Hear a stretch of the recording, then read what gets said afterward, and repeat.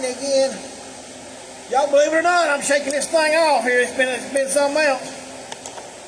Wish you could have been in on the conversation. My son hammered on me about an hour and a half over. But I'm getting my footing about this thing now. I done my crying, done my investigating. I tried to see where I was wrong. There ain't nothing wrong, folks, with expecting to be able to go to the hospital with all your family and see your grandbaby being born. There ain't nothing wrong with thinking you should be able to go by your children's house, knock on the doors, hey, son, let me see that grandbaby. And him should be able to say, well, Daddy, I'm walking out the door, but if you want to see her between here and the car, take a look. Hold her a minute, Daddy. There ain't nothing wrong with that, people. Especially when they come to your house wide open all the time. There ain't nothing wrong with what normal people have always done. There's something wrong when they try to separate the family with this thing my son married. There's something wrong with that. And I appreciate y'all sending me some messages. And I found out some stuff, and I told you. I know it's a little bit awkward. You get tired of hearing it, but I ain't the only one going through this. And I've investigated, I looked into it. Let me tell you something, there's two preachers on Facebook, on social media, encouraging kids to separate from their families. And they use in the scripture, you got to leave and cleave. And that is in the Bible, but they're misinterpreting it. It's like I said before, you think a preacher won't lead you to hell?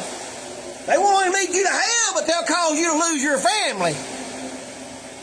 These preachers don't understand what the Bible's telling about leaving and cleaving. They don't understand, or they don't care that they're reading it from a Western civilization point of view, but the Bible was written in the East.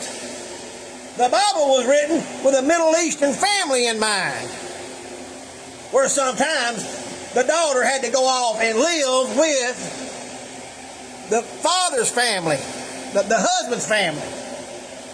But he had to make her a priority. You still in the Middle East, back then, you may send your daughter off and you never see her again. And that daughter had to know that she was going to a family where that husband was going to protect her. And that's what the Bible was telling folks. You got to break your bonds with your family, your natural bonds, and cleave to your wife. That's your protection. But the reality is the wife was living with the husband's people. Leaving and cleaving means exactly what it means. That she's supposed to come first. And he's supposed to come first in her life. But that don't mean you cut off your family. That don't mean that. If it meant that, then the whole Jewish race or religion wouldn't exist. The whole Jewish faith that our Bible is built on the fact of Abraham, Isaac, and Jacob. And he changed his name to Israel. They had 12 sons. And that's when the 12 tribes of Israel come through. And that's what you got over there now. You got the Jews that's out of the tribe of Judah. That's what that is. The whole nation of Israel ain't nothing but a big family. That's all it is. And they got a common religion. They got common customs. They got common beliefs. And it matters everything to a Jew that another man's a Jew. That's how it's supposed to be in your family. You preachers that's telling this crap, you're a liar, and you're breaking up families, and you're going to send some people to hell. The Bible tells us that a righteous man will leave something for his children's children. I can't even see my children's children because of my stupid daughter-in-law. So leaving and cleaving don't mean what these preachers are telling you. Now, some families have to go off and go to war, go to work, and you may not see your children no more. But you're supposed to be able to call. Now, there's some parents that might need a little, they kind of encroaching on their children a little bit. You shouldn't do that. Me and my wife ain't done that. We respected their boundaries. And I said, I'm not going to have my boundaries. Well, we respected them. We didn't go over there without calling. We agreed to not buy toys without seeing the picture first because that hurt his wife's feelings.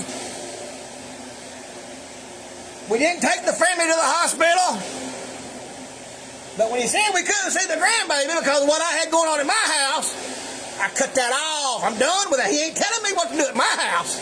If I want to help every homeless man in Birmingham and every drug addict in Birmingham, I'm going to do it.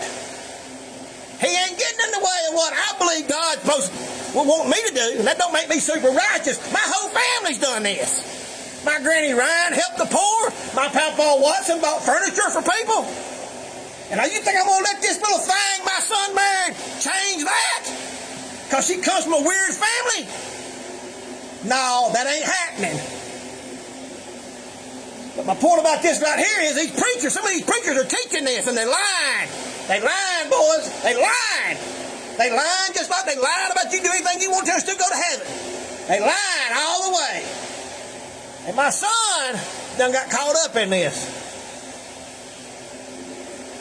And I'm in a situation. I don't know if I'll ever talk to him again until he realizes that that family over there ain't his friend. Let him and his wife break up and see if they're his friend. They don't like you. Young men, your wife's family don't like you. They ain't supposed to like you. You're having sex with their daughter.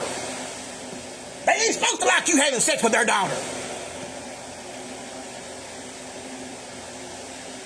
They ain't supposed to divorce her and her be in the wrong and see if that family takes up for you. Now, you ain't supposed to divorce. But you got to understand that leaving and cleaving don't mean what these preachers are telling you. They're lying to you. They lying to you.